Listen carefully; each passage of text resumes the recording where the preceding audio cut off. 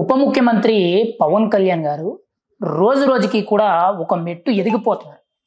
తనదైన శైలిలో ఆయనకు వచ్చిన గుర్తింపు అనేది రాష్ట్రంలో ఏ నాయకుడికి కూడా రావడం లేదని మనం చెప్పుకోవచ్చు. ఎందుకనంటే ఆయన ఏదైనా సమస్య ఉందనంటే ప్రభుత్వం తరపు నుంచి ఎంత స్పీడ్గా అవుతే అంత స్పీడ్గా చేయించుతున్నారు. ఇంకోవైపు ప్రభుత్వం వైపు కాకపోతే తన సొంత నిధులతో అభివృద్ధి పనులు చేయించుతున్నారు.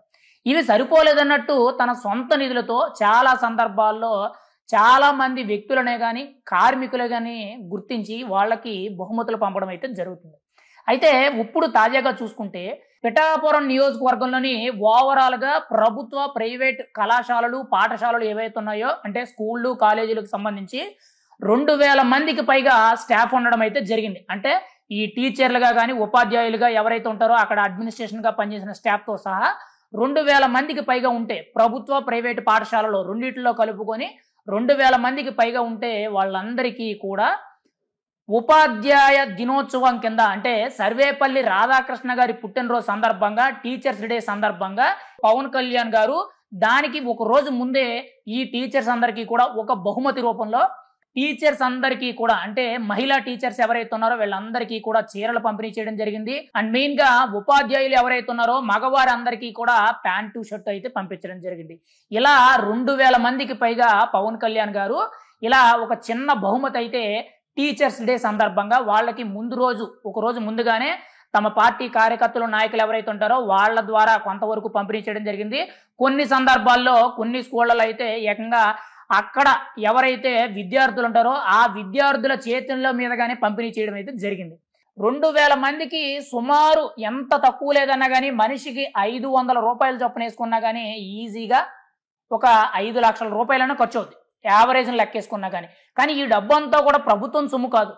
పవన్ కళ్యాణ్ గారి యొక్క కష్టార్జితంతో సంపాదించిన సినిమాల్లో వచ్చిన డబ్బు ఏదైతే ఉందో ఆ డబ్బుతో పవన్ కళ్యాణ్ గారు పిఠాపురం నియోజకవర్గంలో ఉన్న ఉపాధ్యాయులు ఎవరైతే ఉంటారో టీచర్స్ ఎవరైతే ఉంటారో వీళ్ళందరినీ కూడా గుర్తించి వాళ్ళను కూడా మనతో పాటు సమానంగా చూడాలి, వాళ్లే మనకి మొదటి దిక్సూచికలు, తల్లిదండ్రుల తర్వాత పిల్లలని ఎవరైనా అంత అమితంగా ప్రేమించడమే కానీ వాళ్ళకి మంచి చెడు నేర్పించిన ముఖ్యమైన మనుషులు ఎవరైనా ఉన్నారనంటే అది ఈ సమాజంలో ఉన్న గురువులు, ముఖ్యంగా వాళ్ళే టీచర్స్ అనే విధంగా ఈ టీచర్స్ డే సందర్భంగా పిఠాపురం ఎమ్మెల్యే గారు అయితే వాళ్ళందరికీ కూడా చీరలు ప్యాంటు షర్ట్లు అయితే పంపించడం జరిగింది. ఇప్పుడు సోషల్ మీడియాలో ఈ న్యూస్ అనేది విపరీతంగా వైరల్ అవుతుందని మనం అయితే చెప్పుకోవచ్చు.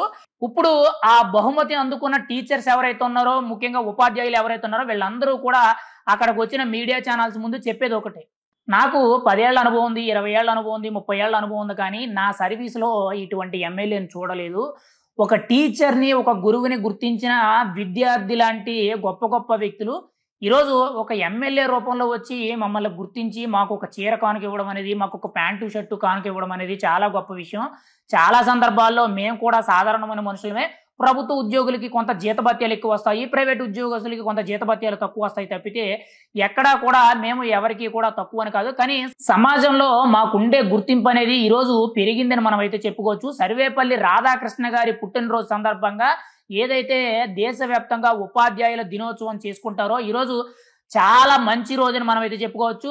ఆయన్ని స్మరిస్తూ ఈరోజు టీచర్స్ డే అందరికీ కూడా పిఠాపురం నియోజకవర్గంలో ఉన్న 2000 మంది ఉపాధ్యాయులు కానీ టీచర్స్ ఎవరైతే ఉన్నారో వీళ్ళందరికీ కూడా ప్యాంటు షర్ట్లు, ఇంకోవైపు చీరలు, ప్రీమియం క్వాలిటీతో ఉన్న మంచి దుస్తులైతే కానుకగా ఇవ్వడం అయితే జరిగింది. ఇది కేవలం పవన్ కళ్యాణ్ గారు తన నియోజకవర్గంలో ముఖ్యంగా వాళ్ళు కూడా ఉన్నారని గుర్తించడానికి అయితే ఇవ్వడం జరిగింది. ఇది కేవలం పవన్ కళ్యాణ్ గారు సొంత నిధులతో ఇవ్వడం జరిగింది. కానీ ఇక్కడ చాలా మంది కూడా పవన్ కళ్యాణ్ సెల్ఫ్ డబ్బా కొట్టుకుంటున్నాడు అనే విధంగా మాట్లాడతారు. కానీ కేవలం పవన్ కళ్యాణ్ గారు ఈ టీచర్స్ డేనే కాదు, మొన్న కూడా మనం చూసాం పిఠాపురం నియోజకవర్గంలో జరిగిన వరలక్ష్మి రథానికి 12,000 మందికి చీరలు పంచారు. అండ్ మెయిన్గా రాఖీ పండుగ రోజు 1500 మందికి భర్త చనిపోయిన వితంతు మహిళలు ఎవరైతే ఉంటారో వాళ్ళని గుర్తించే విధంగా వాళ్ళకైతే చీరలు పంపడం జరిగింది. అంతకుముందు కూడా కీలకంగా చూసుకుంటే గిరిజన ప్రాంతాల్లో ఉన్న ప్రజలకి మామిడి పళ్ళు పంపారు, చెప్పులు పంపారు, రగ్గులు పంపారు, చీరలు పంపారు. అంటే ఇవన్నీ కూడా ఆయన సొంత డబ్బులతో చేసుకుంటున్నారు. అంటే ఆయన ఒక నాయకుడు అయి ఉండి ప్రభుత్వ డబ్బుని ఖర్చు పెట్టడానికి ఆయన అవకాశం ఉండి కూడా ఆయన చేతిలో అన్ని అధికారాలు ఉండి కూడా ఎక్కడ దేనికి ఏది అవసరమైతే అది చేయడం అయితే జరుగుతుంది. ఇవే కాదు ఇంకా చాలా చోట్ల కూడా ఆయన అధికారంలోకి వచ్చిన తర్వాత సొంత జోబులో డబ్బులు ఖర్చు పెట్టి ఇటువంటి అభివృద్ధి కార్యక్రమాలు అనేది చాలా మంది గొప్ప గొప్ప వ్యక్తులే గాని మహోన్నతమైన వ్యక్తులను అయితే గుర్తించడం అయితే జరుగుతుందని మనం అయితే చెప్పుకోవచ్చు.